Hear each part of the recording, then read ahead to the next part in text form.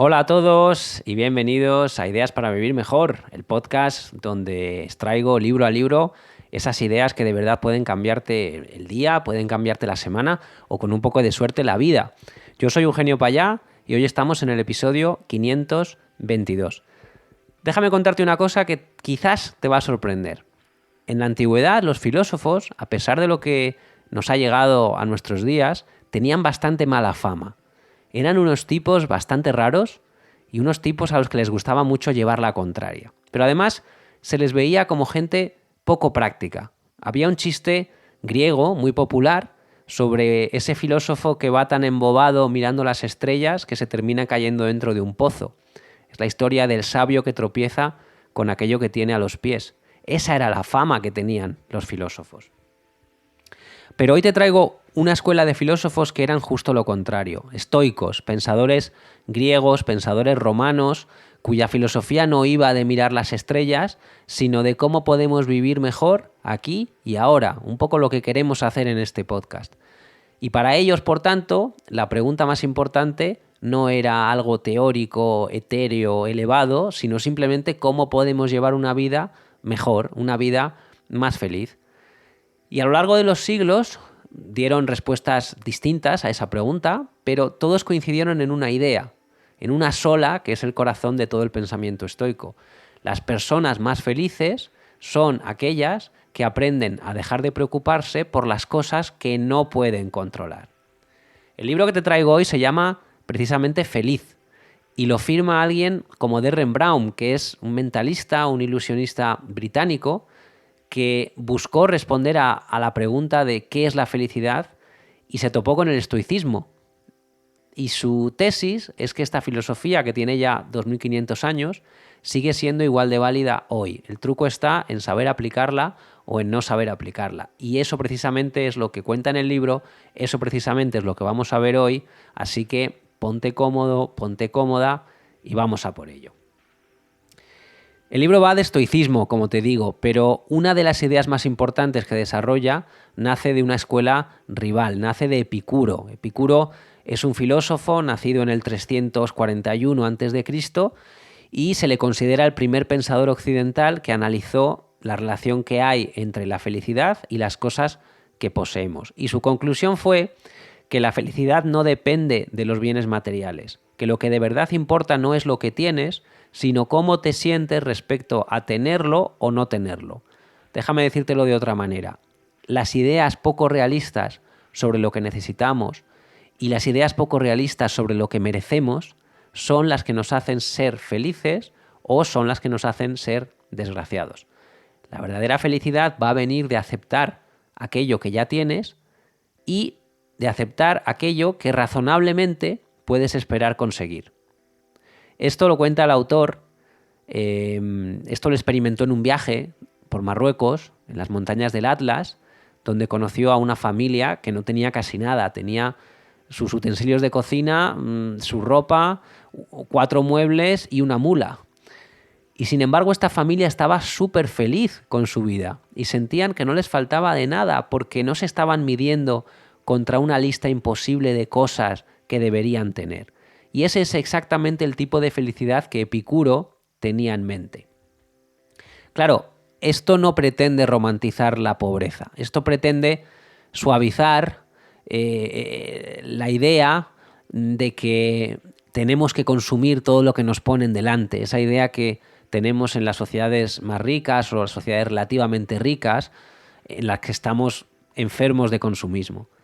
Tanto los epicúreos como los estoicos nos dicen que lo único que de verdad necesitamos es lo esencial y que los lujos que exigen un gran gasto rara vez nos van a compensar. Esto es un ejemplo que cualquiera que haya tenido deudas o tarjetas de crédito va a conocer muy bien. El placer que te da comprar algo es efímero, pero la angustia de las preocupaciones financieras, eso no es efímero. El subidón del paquete que te llega dura un día a lo mejor. La cuenta que tienes que pagar a lo mejor te dura meses de preocupaciones. Esta idea te suena porque es la idea del contentamiento de la que hemos hablado con el libro de La trampa de la ambición que comenté hace unos días. La comparación es la enemiga de la paz mental y perseguir siempre más y más y más es perseguir un agujero que no vamos a poder llenar nunca. Y esto lo vio Epicuro hace ya 2300 años, sentado en su huerto de Atenas y filosofando. Pero el estoicismo no se quedó en Grecia. Uno de los estoicos más famosos fue nada menos que un emperador romano, Marco Aurelio. Hemos hablado de él también en el podcast. Gobernó el imperio durante casi 20 años. Fíjate qué paradoja que el hombre más poderoso del mundo, que estaba además en guerra por todas partes por el imperio, y que era incapaz de encontrar la paz fuera, la buscó dentro, la buscó en el estoicismo.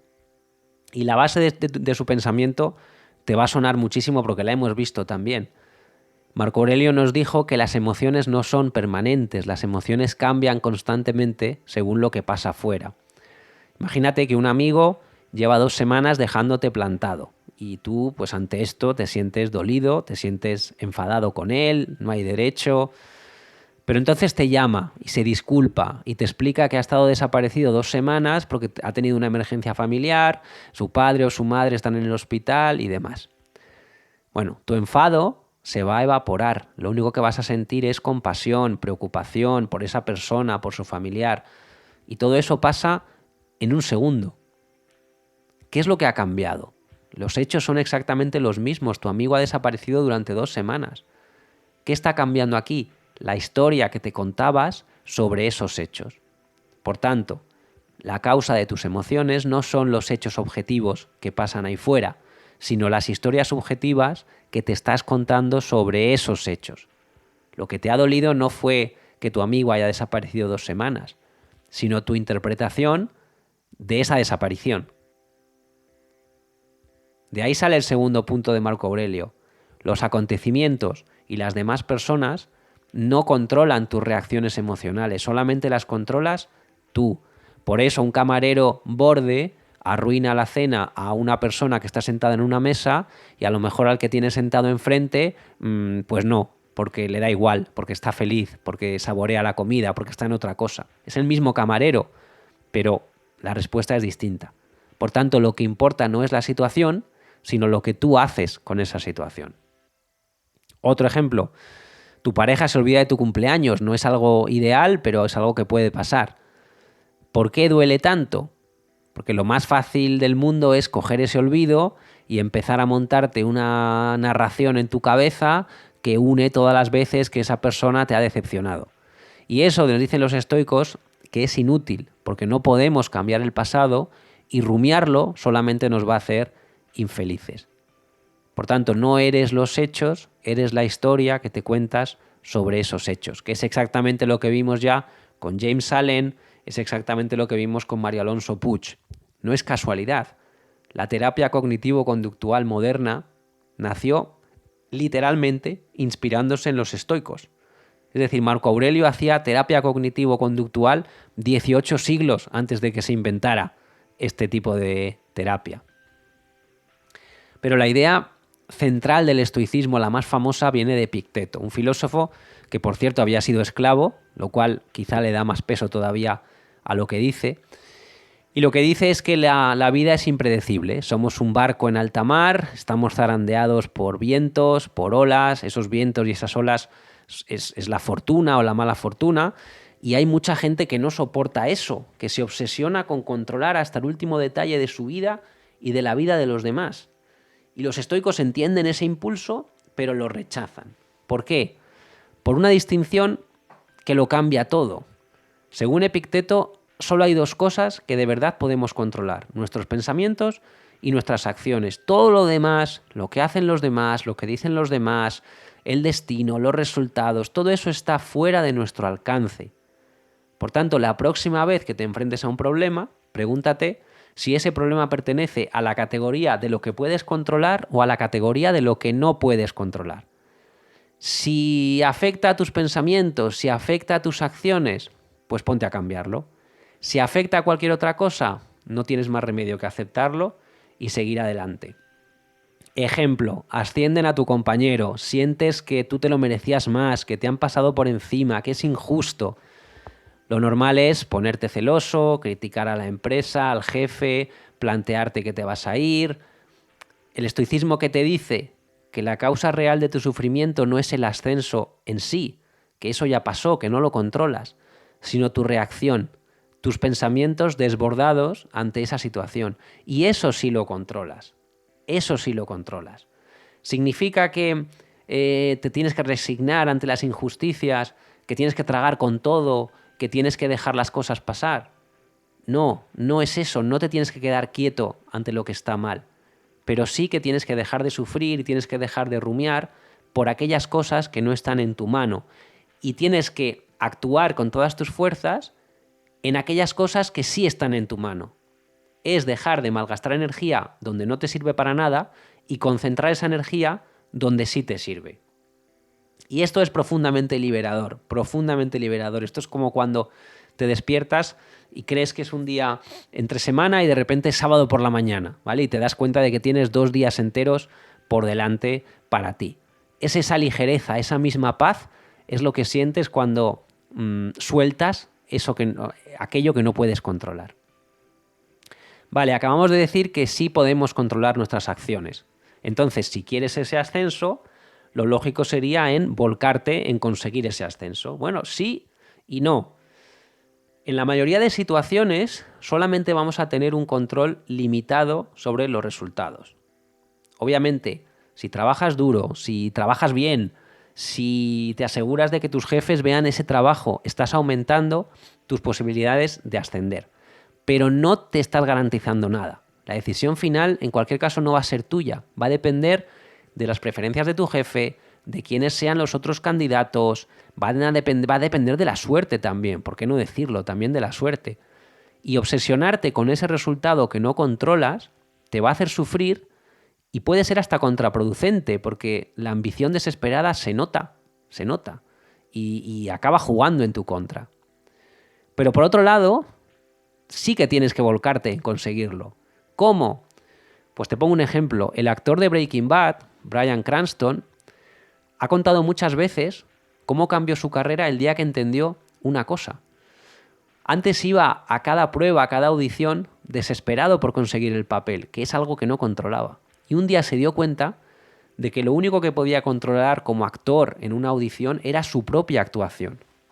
Así que dejó de ir a las pruebas a conseguir el trabajo y empezó a ir a hacer la mejor actuación posible. Si lo das todo, si creas un personaje fuerte, si dices tus frases lo mejor que sabes, te puedes ir orgulloso a casa, aunque no te den el papel. Y la paradoja es que cuando sueltas esa obsesión por el resultado, empiezas a conseguir mejores resultados. El único resultado que está de verdad en tus manos es lo bien que interpretas tu papel. Esto es, por cierto, justamente la acción alineada de la que estábamos hablando el otro día en la trampa de la ambición. Tú céntrate en el siguiente paso, que es tuyo, y suelta el resultado, que no lo es. Suelta el desenlace. Esto enlaza con una técnica estoica que es el prosoké, que en griego significa prestar atención. Es una especie de autoconciencia que va apartando los pensamientos que perturban tu calma. Y tiene 2 derivadas muy prácticas. La primera, quedarse con las primeras impresiones en lugar de obsesionarse con buscar significados ocultos. Y la segunda, poner el énfasis en la tenacidad y no en la perfección. Imagínate que quieres dejar de fumar. Llevas 2 semanas sin fumar, tienes una recaída y te fumas un cigarro. Si tu meta es la perfección, no fumar jamás, vas a sentir que has fracasado.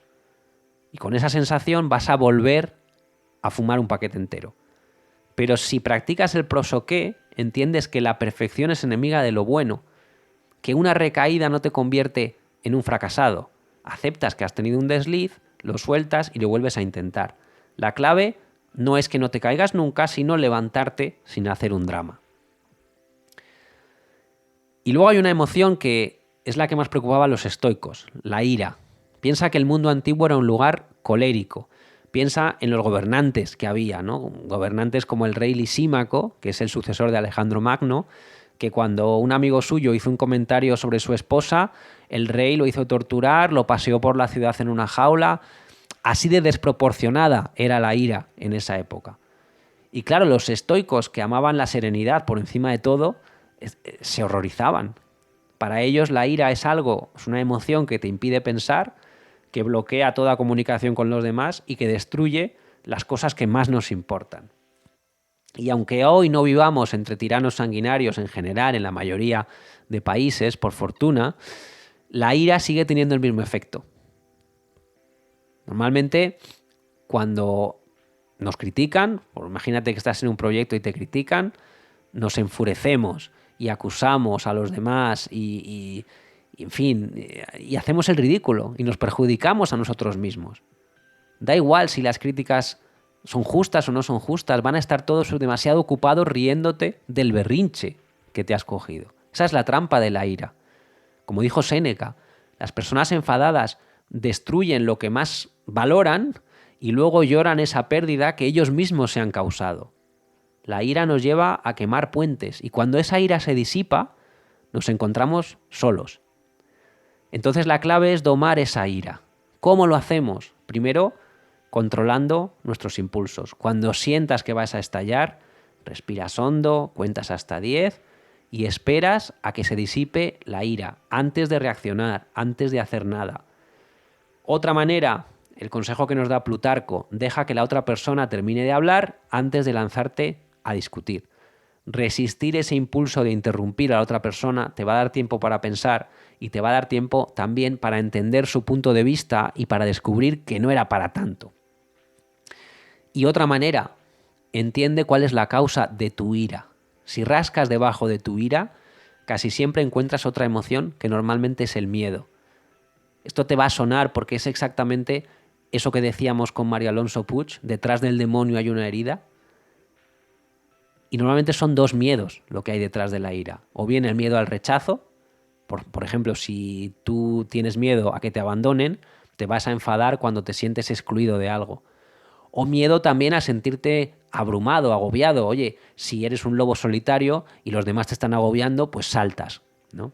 Así que identifica cuál de esos miedos hay debajo de tu enfado para poder domarlo mejor, de la mejor manera posible. Ahora bien, todavía mejor que calmar esa ira es prevenir esa ira, evitar que aparezca. ¿Y cuál es una de sus grandes fuentes? Pues los chismes, la curiosidad por la vida de los demás. La curiosidad mató al gato, dice el refrán. No te esfuerces por enterarte de cosas que te van a enfadar. No vayas por ahí intentando averiguar qué dicen de ti los demás a tus espaldas. Eso solamente trae conflicto. A veces la ignorancia es una bendición.